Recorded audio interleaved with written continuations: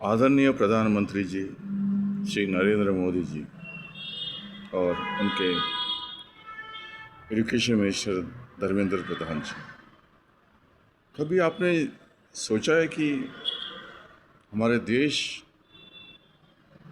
भारत क्यों Asian games में या ओलंपिक गेम्स में या अलग अलग इंटरनेशनल गेम्स में उन्हें मेडल्स नहीं मिलते, मेडल्स कम मिलता है?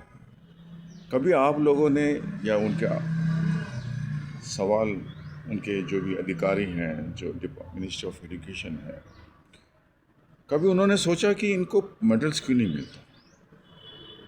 रूट कॉज क्या है? अभी थोड़ी देर पहले मैंने बच्चे से बात की।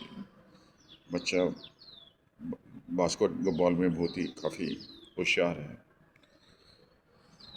टैलेंटेड है, लेकिन दुर्भाग्य की ये बात है कि उसके स्कूल में कोई प्लेग्राउंड नहीं।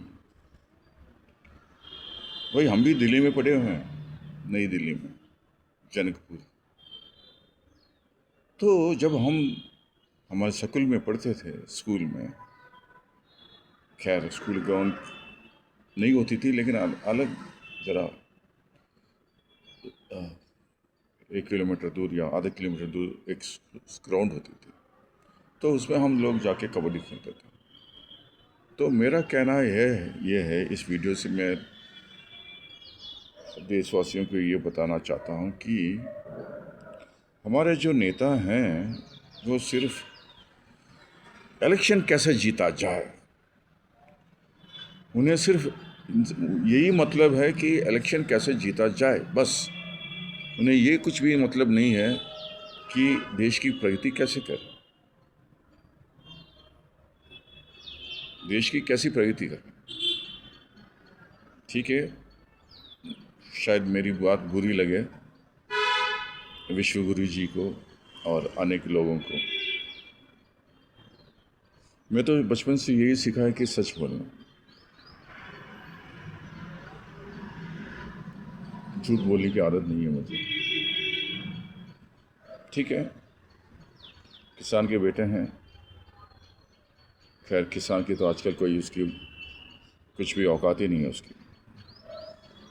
बुरा मत मानिए सारे किसान भाइयों और अन्य सदस्य, किसान की कोई कदर ही नहीं है इस देश में। दिन रात बेचारा खेत में काम करता है, लेकिन उसे उस परिवार को खिलाना ही समय लग जाता है। अभी तो ये दृष्टि गति आ गई है, अगर किसान का बेटा, उसकी शादी भी नहीं हो पा रही मेरे क्षेत्र में, आंध्र प्रदेश में, कोई लड़की के माँ बाप किसी किसान के बेटे को अपनी बेटी नहीं देना चाहते। क्यों?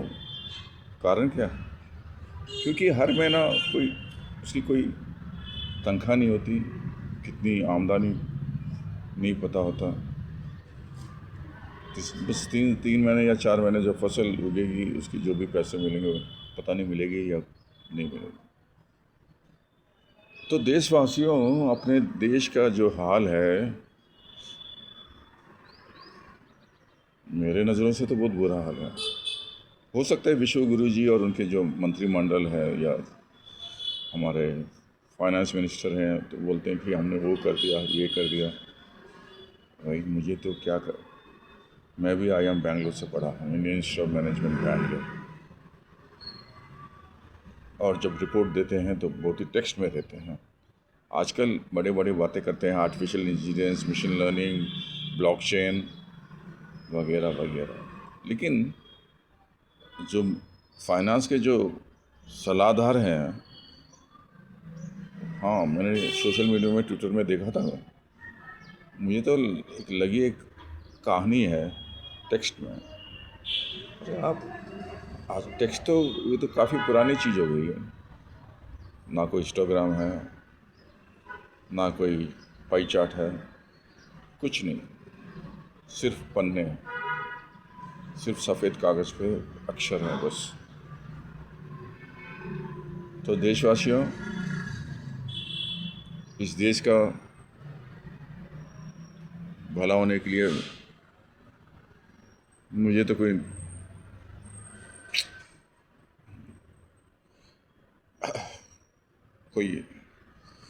सूर्य किरण भी आशा कम होती जा रही है दिन भर दिन।